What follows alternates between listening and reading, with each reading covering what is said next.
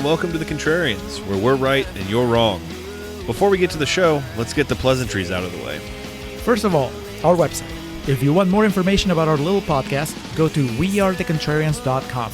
That's where you'll find links to our old episodes, to our Patreon channel, and to our awesome Contrarians merch. You can show your support by buying a Contrarians mug or a pillow. I like the laptop bags myself. Second of all, if you enjoy the show, tell your friends. Or even go a step further and leave us a 5-star review on whatever platform you use to listen to your podcasts. Finally, if you want to reach out directly to us, that's what social media is for. Find us on Twitter and Instagram at Contrarian Prime, or check out our Facebook page at facebook.com/Contrarian Prime. Julio runs our official Twitter account at Contrarian Prime, but if you want to give me a piece of your mind or just want to banter about pro wrestling, you can follow me at Contrarian Alex. That's it. That's our intro. Now, time for the show. This is our lesson.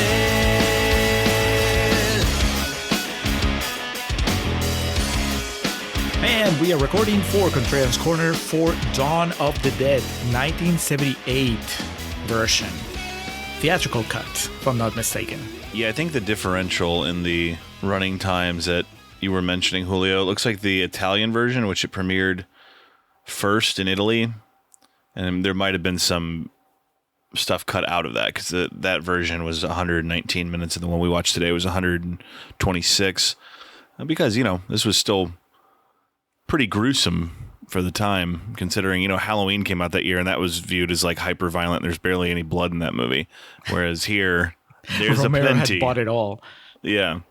He siphoned it all from the game in Hollywood. So there's an extra 20 minutes of pizza in the Italian version? No. It's shorter. So they must have cut out anything that they deemed too violent or too offensive to Italian audiences. Oh, okay. Well, there's that longer version. There's a longer one than theatrical? You said you found on YouTube? Yeah, when I was... because this movie, if you happen to own it, then kudos to you.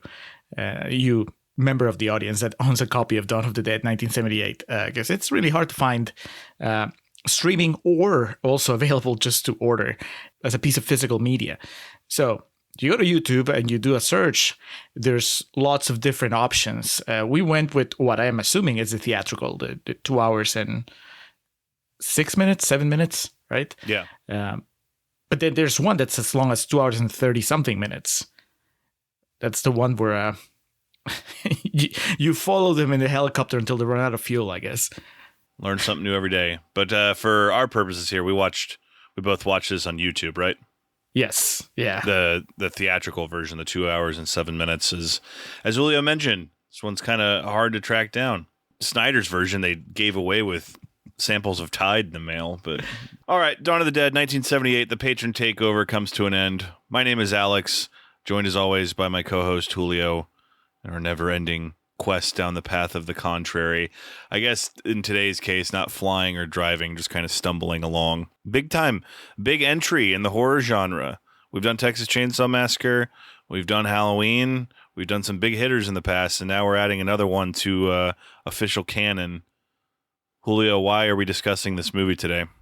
Well, Alex, we had one more participant here at the Patron Takeover, and he decided that it was time for us to do a zombie movie. Have we done a zombie movie on the show? We're getting up there in years, so I was trying to think, because I was like, I kind of feel like we've had a discussion about the what makes a zombie scary and whether they run or walk or stumble, as you said. But that might have been something that we just talked about off camera, off recording. Can you think, like, off the top of your head of a zombie movie that we've done? We've done a lot of movies. Off the top of my head, no. Yeah, I think I know for sure this is our first George Romero Camille? movie. Isn't Camille supposed to be dead? Yes. There you go. That's exactly what people think about when they think of the zombie genre. Just Sienna Miller and James Franco trying to make it work. Much like Flyboy and his pregnant girlfriend. So which of our wonderful patrons threw this our way? So Dawn of the Dead, 1978. It's coming courtesy of Stu. Stu from the Stu World Order podcast website, Media Empire. Stu, who joined us a while ago during the Friends Extravaganza for the Romeo Michel episode. Stu, one of the nicest people in podcasting, as I like to call him. He just served us up with a nasty, nasty movie full of gore and death and attempted criticisms of American society. Not really what I think of when I think of Stu, but then I had to remember that also I know Stu is infamous for being a big fan of Halloween 5. So that should just set the table. That would draw infamy. Yeah. Stu thankfully has sent us a clip explaining his thought process behind this final pick in the patron takeover. So we have that to look forward to, even if first we have to talk about this movie. 93%, Alex. Yeah, it's a monolith within a genre. 93% of Rotten Tomatoes, as you mentioned. It comes with that certified fresh IP right next to it, bright and shiny, with a 90% audience score based on over 100,000 submissions. So let's get to it. But before we can get to the bloodletting, let's go ahead and explain what it is we do here on the Contrarians. Being that we're doing a movie of this magnitude, it's possible we could have some first-time listeners. So if this is your first time tuning in, thank you so much. And what we do here on the Contrarians is rage against the Rotten Tomatoes machine. That is our battle cry. Find a movie on Rotten Tomatoes that is highly rated. As I mentioned, certified fresh. It helps if it has that logo next to it. It kind of helps with our mission here. And what we'll do with these movies that are selected is make a case for maybe why they don't deserve that high rating. Maybe it's bad acting, bad storytelling, aspects of the film that have aged poorly, lazy cinematography, bad score, bad soundtrack, whatever we need to reach out at, whatever straws we need to grasp at to make our case. Conversely, we'll find movies on Rotten Tomatoes that are lowly rated, usually about 30% and below, one of those nasty green splotches known as rotten, and you guessed it, we'll make a case for that film's positive merit: acting, directing, storytelling, score, soundtrack, cultural impact, quotability. Again, well, we do the work to make our case, and then we bring said case to you for you to make up your mind for yourself. We do this for two reasons. Number one, the Rotten Tomatoes system is not inherently flawed, but the perception of it sometimes is flawed. And, honestly, you can't really rate a movie on a scale of 1 to 100. So Julio and myself took on the responsibility of making these cases for the world and society at large. And, of course, number two, art is subjective. Man, if you really set your mind to it, you can be as cynical and negative about something or as over the moon as you choose to be. So we do that. We make a gumbo, or in this case, what do they eat? They eat olives at one point, prime rib. I can't remember. They do eat something that looks appetizing. I mean, they have a date where I don't know if we see the food. We just see the setting. Well, we ravage the supplies and put together a pretty damn good-looking meal. So everything I just explained comprises part one of each episode that we do. We call that Contrarians Corner. Julio, if listeners want to know how we really feel about the movie we're discussing, in this case, George A. Romero's Dawn of the Dead from 1978, they just have to hang around to the second half, part two. That is correct. Part two of every episode, aptly titled Real Talk. That's where we tell you how we really feel. This is a first-time watch for me. I think you said it was a first time for you also, right, Alex? 20 minutes into it, I've seen this before, but only once, and it would have been on TV years and years and years ago, probably when I was a teenager. So, for all intents and purposes, yes, this is a first-time viewing. Okay, still surprising, because you being the horror aficionado that you are, I expected not big on zombie movies, man. Is that it? Okay, because I was I to me, most people that like the kind of movies that you like are pretty well versed on Romero, just because the practical effects and just the status as classics of the genre. So I was surprised, and I'm looking forward to finding out if this was something that you enjoyed, or something that maybe you arrived to too late now, having watched it almost as a first time. Me, first time for sure. Although I am familiar with the Zack Snyder remake, so in a way you could say I didn't need this because I already saw the superior version. But if you want to find out how we really feel, that happens in Real Talk, along with that clip from Stu, where he also tells us what his connection is to this movie, if there's any, and whether he likes it and gave it to us because he was hoping that we would also enjoy it, or if he doesn't like it and he was just hoping that we would be tortured by this choice. We'll find out about all that stuff in Real Talk. But first, this movie's 93%, super fresh, so we're gonna do Contrarians Corner, and we're gonna nitpick it to death, into undeath. to death, and then it'll rise again, and then we'll take it back down again. Just a Yes. headshot. There's an awful lot of stuff down there that we could use. I know it. It's a big place. But they're pretty spread out down there. I think we can outrun them. Ken Foree returning to the Contrarians after quite some time. He, of course, was a featured player, an MVP of sorts in our Haddonfield Knights series. I guess to begin with, the involvement of Dario Argento as far as like script supervisor and doing some of the film editing, I was unaware of. He is on the score for this along with Goblin, and our patrons know I saw Goblin perform the score to Suspiria Live. Was that last year? So relevant. It was released, it premiered in Italy on September 1st of 1978, premiered in Japan on March 27th of 1979. The 126-minute cut that we are referencing finally premiered in English-speaking territories in the United States on April 7th of 1979 at the USA Film Festival in Dallas, Texas, having been selected for the event by film critic Roger Ebert. What? Roger Ebert. I thought he was a purveyor of good taste. The following weekend, United Film Distribution opened the same cut in 17 Pittsburgh cinemas and continued with a wider rollout over the next month. The picture opened in New York City on April 20th and in Los Angeles on May 11th. What a fucking time to be alive when this movie could have been out for months and months. You know, longer than 6 months from its premiere in Italy to its, I guess, quote, wide release in the United States, and no one was any the wiser. It was the Titanic of its day. Budget of less than $700,000, box office return of $66 million. It was heralded upon its release, and its legacy has only grown since. So, Julio, I imagine you didn't have a hard time pulling any glowing quotes from the Rotten Tomatoes pool. I did not. There's a lot of fresh tomatoes, red tomatoes, as red as the fake blood that's covering this movie from beginning to end. So let's start with Rob Aldham from Backseat Mafia, who says, arguably the greatest zombie film ever made. That is a hell of a statement. High praise. Has he seen Maggie starring Arnold Schwarzenegger? Probably not. I don't think... Look, I haven't seen Maggie. I don't think many people saw that movie. Yes. And I don't think that movie moves in the same circles as Rob Alden and other Romero fans. But even then, I mean, I don't know. There's so many zombie movies, and not to get too into it right now, but also forget about just movies. There's so much zombie fiction that at this point, even saying that something is the greatest zombie film ever made, doesn't really mean much, because it's like, all right, whatever. It's still not The Walking Dead. So does it even matter? Went there already. All right, next. Jess Kamig from The Stranger, Seattle, Washington, says, what delights me about Dawn of the Dead is that over 4 decades later, the film still has genuine scares and gore.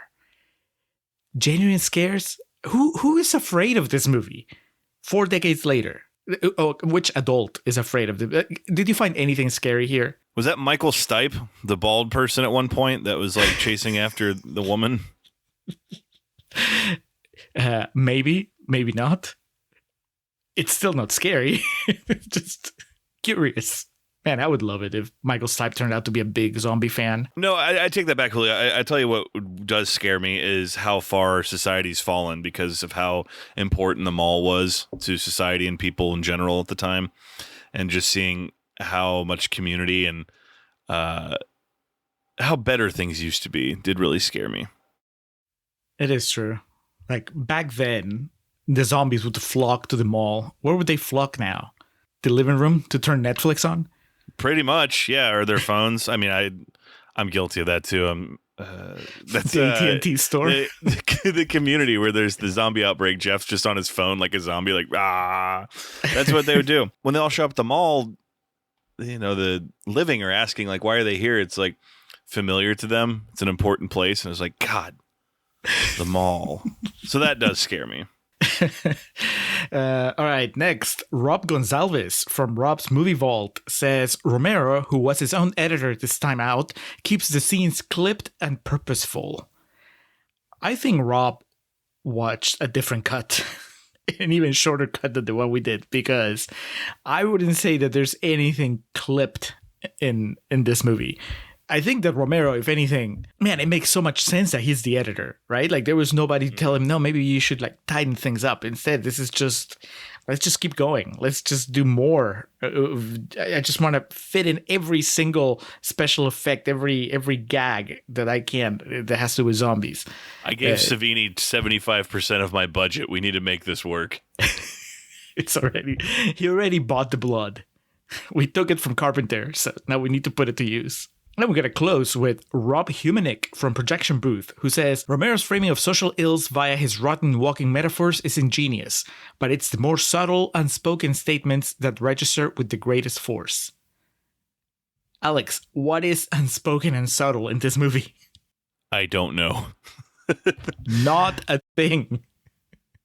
It's almost like these last two people, they watch a different version. Maybe they were talking about the Snyder cut, the Snyder remake. It is Zack Snyder, but at least it leaves some things unsaid. Here, probably the most egregious moment, something that actually hurt me, was when Ken Foree does the line. You know what line I'm talking about. Like, when hell is full, the dead will walk the earth. Beat. And then he explains it. Come on. He gives us the backstory of the tagline. Come on, man. All right. Well, those are the quotes. Alex, take us into Contrarians Corner. Granddad was a priest in Trinidad. He used to tell us, when there's no more room in hell, the dead will walk the earth. It's a chaotic beginning here. The credits are weird too. They're like television credits at the bottom of the screen, Like movie credits are usually way more empowering. But like I mentioned a few minutes ago, the surprise of Dario Argento's involvement in this started. I was like, hey, Goblin did the music. That's cool. The United States is devastated by a mysterious plague that reanimates recently dead human beings as flesh-eating zombies. At the dawn of the crisis, it has been reported that millions of people have died and reanimated. Despite the government's best efforts, social order is collapsing. Rural communities and the National Guard have been effective in fighting the zombie hordes in open country, but the urban centers descend into chaos. Dude, the beginning of this movie is just fucking aggravating because everyone's talking over everyone. You can't get like a clear indication of what's going on. And imagine you haven't seen Night of the Living Dead. Yep. You're lost. That's what I was thinking. I was like, is this supposed to be a direct continuation of Night of the Living Dead? Which it's not like that movie gave us a whole lot of information either, right? But No. There was at least it kind of like established what you can expect when you run into one of these creatures.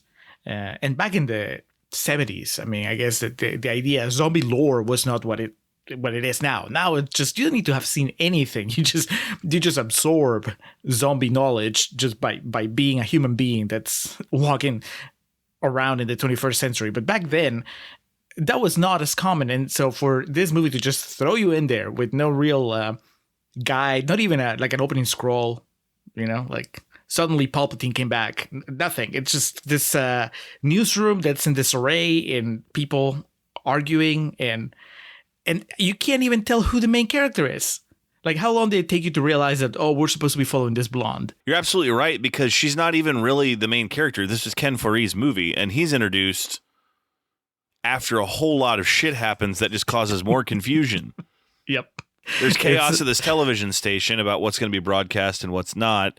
And then it takes us to like an apartment complex or a project, and there's the National Guard and this SWAT team that's there to try to eliminate the threat. And it's a definitely really racist cop. Yeah, it's a really racial situation because there's this white cop that's just excited to go in there, and he's dropping all these epithets and hurling slurs about, the people he's going to be killing.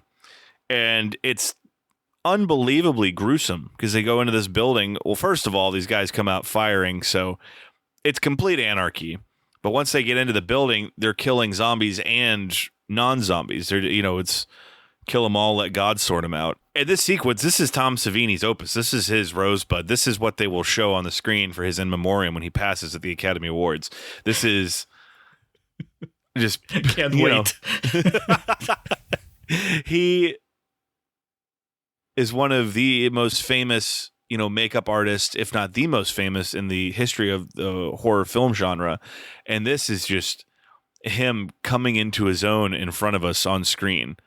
We hadn't had Maniac or Friday the 13th yet, or any of those other ones that he had, a lot of fame for. And here, man, he's just a kid in a candy store with a crisp $100 bill, just able to do whatever he wants. And that part but of at it, what cost, Alex? well, thank you. I was about to say, from that angle, it's fun. But then you realize what's happening here, and it's terrifying.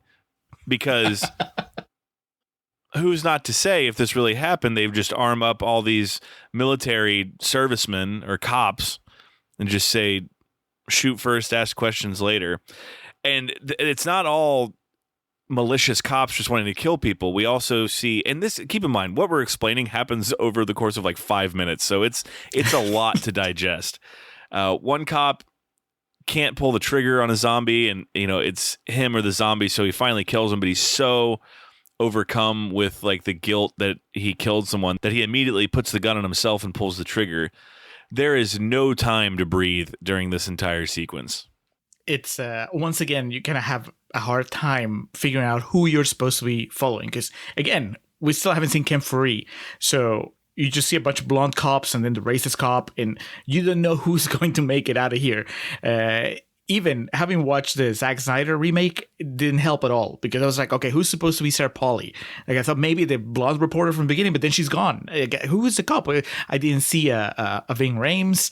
It was very difficult to Certainly get a didn't grasp. see a Phil Dunphy. No, that might be the biggest difference when it comes to these two movies. That there's no philosophy to guide us once we get to them all. It's chaotic, and I understand that it's fun, right? Like the audience comes for this, for the gore and the explosions, and you kind of have to accept it. I guess that you make that compromise with the filmmakers. It's like, all right, we're going to act like it's okay that there's this massacre of, I guess, immigrants. We never know why there's this raid happening, because it doesn't seem to be about the zombies at first. It's more like they find the zombies as a byproduct of them having just entered this building and shot all these other people. But so it's what you're saying. It's a horrifying thing, but it's also Romero and Savini are having so much fun with the blood splatters and the heads exploding, and then once the zombies jump in, like the zombies taking chunks out of people's flesh. It's so weird. I want to say that it crosses a line, because it's, you have to hit that balance of like, this is horrible, but it's also fun, and we're all okay with it. But this movie goes a little too far, maybe just because It shows us that we are the zombies, Julio. Yes, We are the bloodthirsty ones at home watching this. I think that there's not a moment when everything is done where somebody reflects on how fucked up it is. I think that's the problem. It's like the closest we come to a sobering moment is when what's the name of our guy here? Not our guy, but the guy that comes out of it. Is it Roger? The blonde dude? Yeah, the blonde dude. Yeah. Let's just go ahead and run down our cast here, our main characters, because there aren't many. We keep talking about Ken Foree, and I will most likely refer to him as Joe Grizzly throughout the run of this episode. But Ken Foree is Peter Washington. He's one of the cops here, right? He's a police officer. I guess he comes out of the shadows. There's the blonde guy that we're talking about here, Roger Trooper DeMarco, Scott Reiniger. There's Fran Flygirl Parker, or one female. The blonde, as Julio referred to her. Galen Ross, and then Stephen Flyboy Andrews, played by David Emge. They kind of just converge. Is there more? Did I miss it, or is there more to it than that, Julio? No, I guess they know each other. So the blonde reporter and the helicopter pilot, the Flyboy, I guess they work for the same TV station, and they're an item. They're a couple. And then they go to pick up Roger, the blonde cop. So I guess they know each other from before. And then when they go pick him up, he's already met Ken Faree. And he's like, hey, you're Ken Faree. Why don't you join us? You're a big, imposing dude that knows his way around guns. So we might need you around this zombie apocalypse. And that's it. They hop in a helicopter and just go off. And this is what I was saying. It's like, all right, we just spent 10 minutes of just this massacre of zombies and human beings, and the takeaway from it is not like, God, this was horrible, but it's more like, all right, let's move on, let's go somewhere else. There's not a moment of reflection. There's nothing that would make us understand, that would get us all on the same page and be like, yes, this, it was fun to watch, but also let's acknowledge that it's a really fucked up thing. It's just more of a, I don't know, I needed somebody to be the soul. Maybe you're right. I just needed Phil Dunphy. I needed somebody that... These guys, did you like any of them? Our quartet of protagonists? Did you ever feel like you could identify with any of them? Identify, no. I like Ken Faree. I do like his character. He seems to be the only one that, like, has any idea of the gravity of the situation. And he's also not a fucking idiot like the other people in this. So... I mean, Roger's easily the dumbest one, but, the other ones, too, make some really boneheaded choices throughout it. But, yeah, obviously, I can't relate to the situation. And even if I could, I would also be like, man, you guys aren't scared at all? You don't need a minute to kind of, like, talk about things and realize that you're never going to see your family again?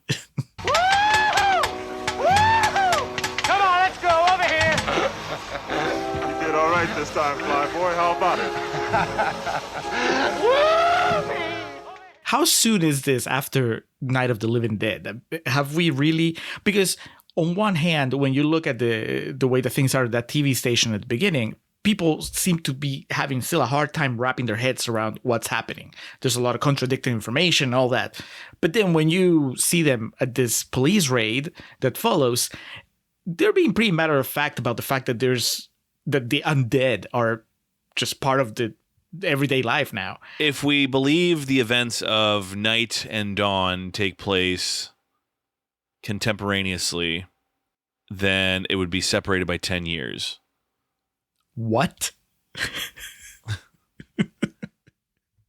Okay, one, that is insane that there's like that there was 10 years of the world populated by zombies. And that the world looks the way it looks at the beginning of this movie. Maybe they got it in check a little bit, and then got too complacent. Stopped taking social distancing seriously, and it just erupted again. They didn't get the boosters. Yes, exactly. Okay, but more importantly, where are you getting this number from? Did I miss it? Did it flash on a TV screen at some point? No. If like the movies came out and like the events of them are based in the time they were released. Date? Yeah. Gotcha. Okay. So this is, I mean, I like it, but this is like 100% an Alex Mattis theory. Yeah, absolutely. I thought you were telling me that there was maybe the 2.5 hours cut. There's a moment where somebody mentions that it's been a decade since this whole shit started. Yeah, Ken Faree says, it's been a decade since all this shit started, and that was cut from the... That was too much. We joke, if this shit really happened, there would still be people, like, if people were becoming zombies, like, here, take this shot, it'll help you. Not even that. Let's take, because it's so easy to say the jab. It's like, here's this pill. It's going to ensure that you don't die after getting bit by one of these people, and then because of that, you're not reanimated as a zombie. People would be like, no, I exercise. I don't need it. I'm not kidding. They would think like they would get bit by a zombie and be like, nope, I'll just pray on it. It'll be all right. Like, but don't you see like the zombie outbreaks that we're seeing on TV? They're like, just wait till the election is over. Magically clear up. It's funny we see all this on TV because I've never met one zombie in my life. Yeah, but look, like they had to close them all because but her emails, man. Speaking of Trump's voters, there is a shot of them on their getaway flying away, and we kind of fly over the boonies, the backwoods, and we're seeing that zombies are pretty much used for target practice by Jethro and the gang out on the farm, which is kind of a funny sequence because that's obviously another thing that would absolutely happen if this were to be a real scenario. Julio, help me out here. Why do they go to the mall? Because that's where the movie needs to happen. That's where the rest of the movie takes place. They go to this mall and Tiffany's not on the marquee, so I'm like, why the hell are they there? I think, well, so it's not like they're planning to stay at the mall, right? They're just looking for supplies. And I think that it's a good place for the helicopter to land. It's not until they are actually in the mall that they realize, hey, it's not such a bad place to hang out at. There's plenty of food, plenty of space. We can actually fortify it. And also it means that we only have one location for the rest of the movie. So we can save money that we can later spend on special effects. We blew all our money on that opening sequence. We got to just have one shooting location for the rest of the movie. There's an arcade too that they do take advantage of at one point. So it's a big mall. It's, there's areas. There's an African themed store at some point. Malls were very important. We've talked about this before. Your upbringing was a little bit different due to some of the strife and acts of terrorism in your country during the time you were growing up. But at any point in your time living in Peru, were malls a thing? Oh, yeah. It still are. Whenever I go back home, I go to the mall. I am part of that generation still. So I enjoy going to the mall. And it's even better when there's not a zombie apocalypse happening because you can actually relax and just enjoy yourself. And if this is your first time listening and you're wondering what the fuck that we're talking about with Julio's childhood and whatnot, Street Fighter, right? That's the episode where we talk about it? Yes. No. That's amazing that you have it bookmarked in your head. Well, because that was such a cool story. That's like one of the things of we're really good friends, but still from time to time on here we learn stuff about each other. I remember listening to that and just being kind of spellbound by it. So wait, so you like malls too, Alex? Do you have like a favorite mall that you think of fondly that you can imagine just kind of like bunking down on? Well, okay, so growing up, there was the Woodland Mall and the Southwick Mall in the area I lived in Ohio. Southwick Mall, I remember the arcade. I remember exactly what it looked like, and it was across the concourse from the movie theater. And I remember going with my dad to that arcade, playing like $5 worth of X-Men and $5 worth of WrestleFest, and then we went and saw Black Sheep. I think I've told this story on our Black Sheep episode. So there you go. There's more homework for y'all to do. But there was that, and then there's the Woodland Mall. I don't remember where they were like relative to my house, but I remember exactly what they looked like walking through them. Like the Southwick Mall had like 4 entrances, and they were kind of made like a cross, and in the middle there was like a carousel that was surrounded by like tables and shit and flora and fauna like we see here in the mall in Dawn of the Dead. And it's where there were tables where you could bring the food and just watch the carousel, watch the kids ride the carousel. And then the Woodland Mall had an arcade too that I remember what it looked like. It wasn't as like big and loud and what you think of when you think of early 90s arcades, but I have this memory of that arcade. I remember it plain as day. I was maybe 8 or 9, but it was the first weekend that arcade got the Mortal Kombat 2 cabinet, and there was a line of people out the door of the arcade, and you could go in if you wanted to play something that wasn't Mortal Kombat 2, but the line was for that, and there was one guy that was just like killing everybody, and the line was just working through. Like what that. An asshole! Was it Ken Forey? It was Roger, but so I have thought of this scenario before though, and it's kind of a mall, but where you and I worked, I always thought if the zombie apocalypse happened, this would be a tremendous place to set up camp. Because remember all of the buildings from the theater, keep in mind, because we could get to the rooftop from inside the theater, and a lot of those buildings were all connected, and you could get from the next building to the next one by roof. And you could shut off the streets really easy, getting in and getting out. And this is like a shopping center for those of y'all who are wondering what we're talking about. There was a Dick's Sporting Goods, so we could get firearms there. And with all the restaurants and shit, we weren't going to run out of food anytime soon. And there was the Barnes & Noble, so we could watch Criterions. I thought it would just be like Because in this situation, the theater, we would have only had at most 14 movies at the theater to watch, and we would have eventually gotten tired of those, so we would have had to go down to Barnes & Noble and pick something up. Right. But don't you think that would be a pretty good place? You would need a team. You couldn't be alone, because you would need people to be, take shifts on surveillance, whatnot. But I think that'd be a pretty good place to go if there was a zombie apocalypse. I can tell you this. If we could get the least competent people on our team, and we would still fare better than the people in this movie. I think we have more common sense. I know we have the advantage of decades of zombie fiction experience, but still, I think that would be okay. I am glad that you and I share this sort of love for malls and for just what malls bring to life. Because you're right. I mean, you were kind of referenced it earlier that might be something that's fallen by the wayside now. Today's people, today's generations, they're maybe not as into going to the mall anymore. That's something that is no longer hip. But for somebody like you or me that has a nostalgic attachment to that experience, the mall experience, this movie is a bit of a slap in the face. Did you feel that they were making fun of our fondness for malls? The way that they depict the mall here and the way that they depict the zombies as people that are in the mall. They're basically telling you, this is you. Yeah, it's definitely like you capitalist swine come back to the trough when your brain's dead, that type of thing. Mm-hmm. And so I could definitely see where you're coming from. The thing that was missing, though, is he really should have taken a shot at Hollywood and found some movie that was like of the time that he thought was just mindless, that made a bunch of money, and all the zombies go into the theater to watch it. And, I'm like laughing at it. They're after us. They know we're still in here. They're after the place. They don't know why. They just remember that they want to be in here.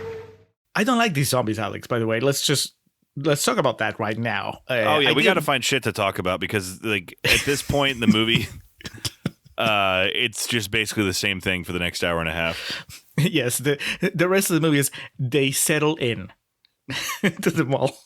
It's just B-roll of them hanging out at the mall until Tom Savini's gang shows up, with 20 minutes to go in the movie. But let's talk about the zombies, because this is not what I think of when I think of zombies. I understand that back in the 70s, this is what people were saying. I was like, well, here it is. These are the zombies. But I am used to zombies that look nastier, that are a little more monstrous. These are just dudes painted blue. And the way that they move, it's just more like they move like people that are just waking up. They don't move like dead people that are reanimating, right? They don't seem threatening in a way, like these. It looks like it's pretty easy to go through them.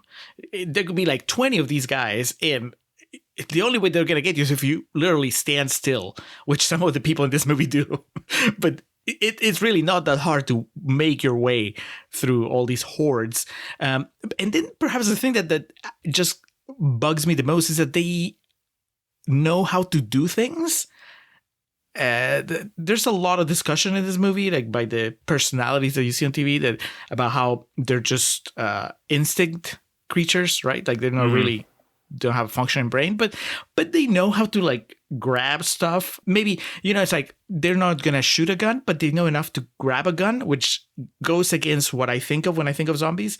Did it bother you? Like, didn't you feel like this was not really, like they were not really zombies? They were just like really dumb humans.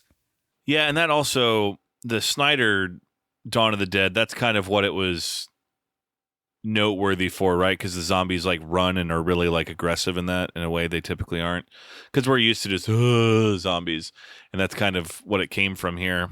They definitely have more. They have levels of ingenuity. They don't know how to open a door, but they can still figure out how to pick things up and operate them. Yeah, that doesn't seem like a zombie to me. That kind of like takes away the horror of a zombie. Is just that it's a monster, not that it's a human that can do less things that regular humans can.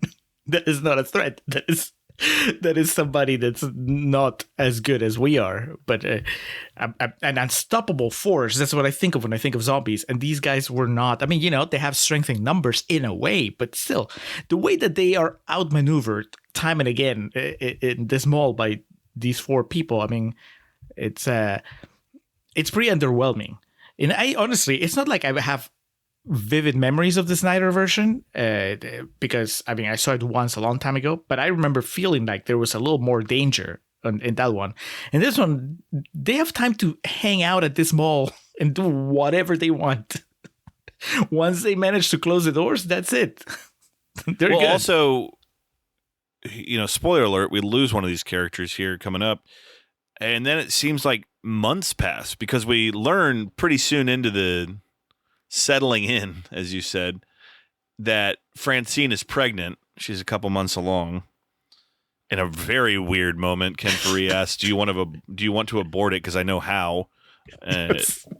Never gets picked up again. No, they just throw it out there naked and leave it there. Give me that backstory. I don't need to know what your grandfather said about hell. I want to know how you know about. Are you a practicing abortionist? I really like how Roger was said. Are you talking about schmushmortion? Even back in the 70s, I think that we knew better than to just depict the one female character in the movie the way that this poor journalist is depicted here. They try to give her a moment where she stands her ground, right? Because basically most of the movie is her holed up in the attic, the top floor of the mall, while the 3 guys go and have adventures and bond. And then they come back and tell her like what else has happened. And at some point she's like, you know what? I am also part of this team. I want to have a voice. I will not be hen mother. But then she spends the rest of the movie being hen mother anyway. She takes care of the injured and she just kind of frets about them. She doesn't really get to do much. It's pretty underwhelming. I understand now. I can see how Snyder felt the need to correct that by making Sarah Polley the lead in the remake. She is woman, hear her roar. I mean, what do we need to talk about here, Julio? They stock up on supplies.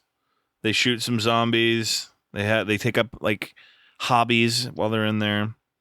We get some they get some TV set up, so we get like explanatory broadcasts about what's going on and how to kill these things and what's going to need to be done to eradicate the problem. Yeah, it looks like the set of Saturday Night Live or something where they're conducting those interviews. Well, we see a friendship developing, I guess, Alex. We're supposed to. I didn't feel it, but I guess we're supposed to feel the pain when we lose Roger because of the way it affects Ken Faree, right? Like these guys met at the beginning of the movie and then they seem to become buddies. Like Ken Faree and Roger, they have each other the same way that Flyboy, the helicopter pilot, has Blondie, the reporter. They're a couple. They're about to have a kid, and meanwhile Ken Faree has Roger, and they're both pretty excited to be having fun with zombies. It really seems like they're having a good time once they get to the mall. So then when eventually Roger gets bitten and dies, like I felt like that was supposed to be a pretty big turning point for the Ken Faree character, but it doesn't really look like he cares that much. Did you feel like there was a true connection, or did you feel like I did, that Ken Faree had already moved on?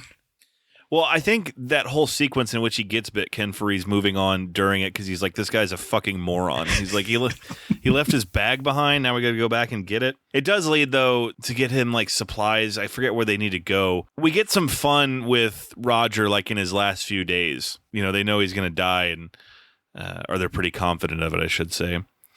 And we get that part where like they have to go somewhere for supplies, but he's immobile, so they use the car that's like in the mall, like the sweepstakes car, that's day one GTA Vice City shit right there, man. When you went to the mall in Vice City and stole the car, that brought me some joy. But yeah, he gets over it pretty quick, and he knows what's going to happen because he's the one that does the job. He knows when he's going. There's that scene where he's like talking and his brain is obviously betraying him and he can't really form thoughts anymore.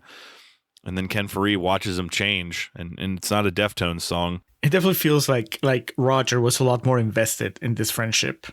He keeps talking to him as he's fading away, and Ken Faree is like, "All right, yeah, can we get it over with?" And then he finally puts a bullet in his brain. Awesome sequence of him like sitting up and the sheet falling off his head, and then Ken Faree. He should have talked some shit. He'd be like, "Come and get me, boy," or something like that. But then he just shoots him in the head. And he's like, "Flyboy, you're next." They start storing the dead in like the walk-in freezer of the restaurant because they're going to start to smell. There's a sequence where they go to the bank in the mall and just take all the money because they're like, you never know. And then we get, I think it's the second time in the movie we get a montage of all of them like shopping throughout the mall. And you already mentioned this: when hell is full, the dead will walk the earth. You know, Ken Faree was in the Zack Snyder one and said that line. Do you remember that? He's on TV, right? Yeah, he's like an evangelist. Like, where are you going to go? I mean, good for him. I think it's telling that they didn't bring anybody else. As I mentioned, it seems time goes by because in our next set of scenes, Francine is noticeably more pregnant, and they have like a whole living room house set up now. And the broadcasts have ended, so it's not looking good. Are they a throuple at this point, Alex? Ooh, I don't know. That's a more fun movie than what we got. I mean, I was curious because, like I said, there was a time at the beginning of this where there were two couples, but now Roger's gone. So what's Ken Faree doing? While Flyboy and Blondie are trying to have sex, he just goes for a walk. He goes to the movie theater in the mall and watches the Buddy Holly story. He's seen that movie about 50 times at this point, and he really thinks that Gary Busey should have won the Academy Award for it. That's what he does during that time. He cries every time. He does, even though he knows what's coming. Had Martin already happened by now, or is that his next movie, Romero's next movie? Martin was before this. Martin was 77. Okay. Oh, man, that would be too on the nose. That'd be... Bwah. The scene in Green Inferno where Sky Fiera's character is listening to Sky Fiera's music. But the best part would be that maybe he would recognize Savini from Martin. Hey, man, you got a goatee now. Son of a bitch. They got trucks blocking all the entrances. Look at that. Yeah, trucks. No sweat. Now, what do you think? Go hit him now or tonight?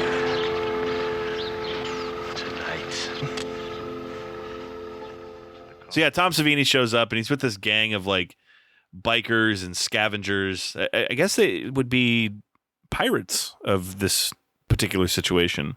They're the wild hogs of the 70s.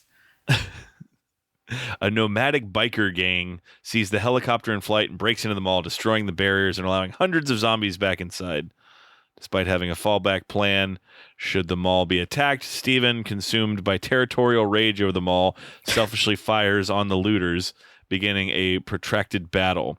This takes forever, and it also is very oddly toned when the biker gang get in there and the score is just kind of like doot doot doot doot doot doot doot, and it's them stealing a bunch of shit, and there's like the slapstick nature of them pickpocketing the zombies and stealing the zombies' jewelry, and then they get these pies from the restaurant and start pieing the zombies. What's going on, Alex? What happened? What happened to my zombie movie? One of my favorite things that happens in the entire movie is when they first get to the mall, Ken Faree runs through a horde of zombies and is like punching them in the face. I was like, hell yeah. And now we're just throwing pies at them. Like it's Bozo the clown. I always get the feeling that you've kind of given up on your story, on your zombie story, when the zombies stop being the threat. The idea that the commentary of like, oh, well, humans are the real threat, that stopped being fresh way before Romero even tried it in this movie. And dude, so one of these biker gang members literally does a Tarzan swing. Yes. But you know what I mean? Like, he had the zombies, and it's like he ran out of ideas about how to use the zombies as the antagonists on the third act. So, oh, well, I guess we're bringing in these bikers, and then I don't even know what to do with them. So it's just going to be a comedy by now.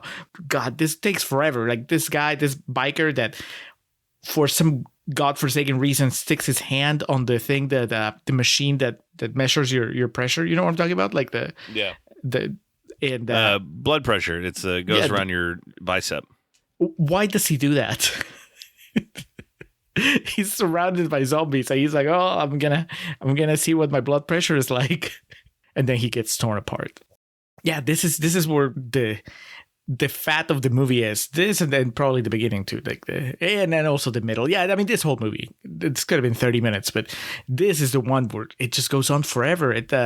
My note literally says it's dead alive again. Just that sequence of, okay, we're gonna have this gag and then this gag and then this gag, and you just become numb to it. It's like, yeah, I get that the gore is funny and that this can be ingenious, but trust me, it was a lot more fun for you to make it as opposed to me just watching it in succession, like one after the other.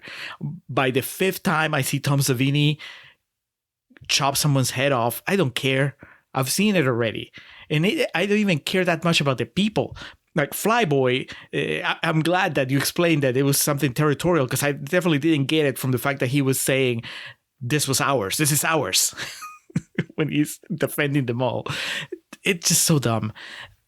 So that was basically the ceiling for zombie movies on the Contrarians main timeline. And now Dawn of the Dead is, the question becomes, does it raise it or lower the ceiling? It flatlines it. It just looks at where it is and it's like, we're just going to keep doing the same thing. It goes up to the ceiling, and when it hits it, it just gives up, and it's like, whatever. It rolls over and takes a nap. Were you surprised / disappointed that Savini dies in the middle of this? He's not even the final boss? He says a line that's fairly racist, so I was glad that Ken Faree blasted his ass to hell.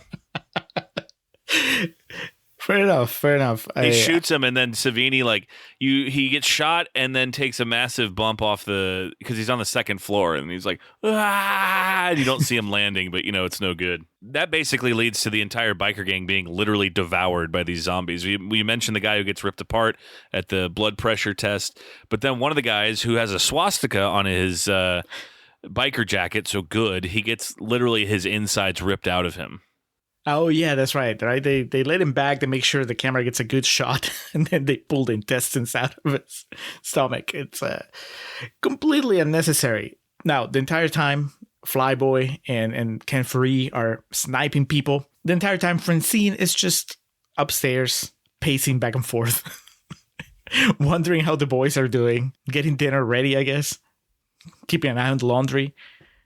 God, she has guns. I mean, they could have made her part of the action. So Flyboy gets shot by the biker gang. It's one of the coolest practical effects in the whole movie. He gets shot up through the arm. It looks absolutely fantastic. And is eventually mauled by some zombies. When he comes back to life, he instinctively goes back to the safe room, but all these zombies follow him there. And so Francine and Peter are trying to, forge their escape. He kills Steven. Shoots him in the head. We get a big buckshot of fucking fake blood behind him. But then Peter's like, I don't want to go. I guess he's given up on the world, which, fair play to him. Throws a tantrum. And so Francine escapes to the helicopter. She waits there just in case, Peter's going to come back. Peter, the walls are closing in on him, metaphorically, and the zombies are closing in on him, literally. And he has a gun to his head. But before he pulls the trigger, he turns it on the zombies and opens up a can of whoop ass, gets to the roof. He needs to get to the helicopter for their getaway. I'm not making this up. Ken Faree literally crane kicks this one zombie to get it out of the way. So why did he wait till the last minute, Alex? Because he wants to live. Won't you let him live, Julio? Why couldn't he make that decision, when Francine was there, so they could have gone together? Living or dying is a pretty cut and dry. You'd think he would be like, well, it would take about 2 seconds. You know what? The thing is, again, yeah, we love Ken Faree, but I don't think that he sold this moment in a way that made me really understand what was going on with his character. Because it's one thing if I see that he changes his mind out of fear, right? Like, it's one thing to say, I'm a badass and I'm going to shoot myself in the head before the zombies get me. And then the moment comes where you need to shoot yourself in the head and you're like, oh, I don't know that I can do this. And then you run away. But instead, what they do is he decides to fight them. And I was like, well, you could have fought them at any point. I just didn't get it. I mean, it just felt like fake stakes, just for the sake of suspense, Romero stretched out this moment. And I guess the problem is that I was perfectly fine with him killing himself. I did buy it. That was a moment where I'm like, okay, he had to shoot Roger, then he had to shoot Flyboy. He's had enough. He's like, I'm going to put an end to it here before I have to shoot Francine. So that made sense. And then the turn, him changing his mind, that didn't make sense. And that was a disappointment because I was thinking that all the campiness of the third act could be redeemed if we had this really grim ending where everybody dies except for the one pregnant woman that obviously is not going to make it because she was not able to do anything in the previous 2 hours of movie. So there's no way that she can make it by herself. But no, instead the movie ends with her and Kim Foree. So she's going to be okay because Kim Foree is going to keep protecting her the way that he did the entire movie. He asks, how much fuel do we have? She says, not much. Then what's the last line? He's like, okay. He just says something like that. That's the end of the movie. the way that he delivers that okay could speak volumes, right? Like there's like the brave okay, and then you just go into the distance and you're like, okay, or it can be the asshole like, okay. Like, okay, thanks for nothing. We're gonna die anyway. How much fuel do we have? Not much. All right. Is this a Dark Knight Rises moment, Alex? We've had a few of those recently. Do you think that they make it? Well, what this movie does with its closing credits is dramatically different than what Zack Snyder did. Do you remember how that one ends? Oh, yeah. You get to see them. There's no ambiguity there. No, Ving Rhames doesn't make it. It's Rhames, right? Rhames and Sarah Polley at the end? Yes. So yeah, this is kind of like left to your interpretation. I'm sure at this point most people had walked out of the theater having never seen this like level of vibrant gore before. It did bother me Ken Foree got second billing. I understand contracts and shit like that. That's why you have agents. But like this was his movie, man. I mean, he doesn't show up for 30 minutes, Alex. Yeah, but he becomes the lead immediately when he shows up, and it's not that long. Savini doesn't show up until we're 100 minutes in. That's what bothered me. Needed more of it. It's weird. It's just weird to watch this movie and feel that it's taking forever to do something that Zack Snyder does in an hour and 40 minutes. It sounds like a bad joke, but it's true. It's reality. I looked it up and was like, no, somehow Zack Snyder, who is known for being one of the most self-indulgent filmmakers, the movies that have really bloated runtimes. He's someone that Judd Apatow looks at and said, now there's an artist. Yes, now that's filmmaking.